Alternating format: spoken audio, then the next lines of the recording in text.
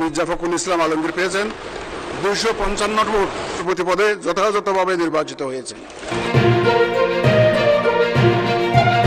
দীর্ঘ রাজনৈতিক যাত্রা শেষে দেশের 23তম রাষ্ট্রপতি হিসেবে নির্বাচিত হলেন বাংলাদেশ জাতীয়তাবাদী দল বিএনপির সিনিয়র নেতা মির্জা ফখরুল ইসলাম আলমগীর।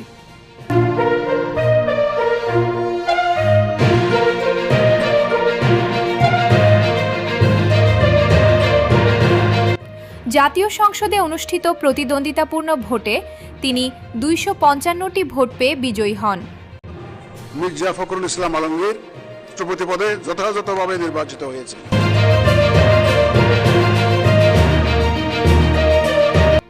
তার একমাত্র প্রতিদ্বন্দ্বী কর্নেল অবসরপ্রাপ্ত অলি আহমদ পেয়েছেন 88টি ভোট।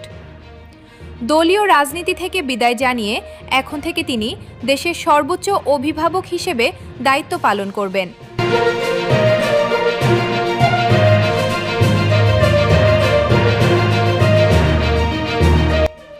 দেশ ও জনগণের কল্যাণে নতুন রাষ্ট্রপতির প্রতি আপনার প্রত্যাশা কি?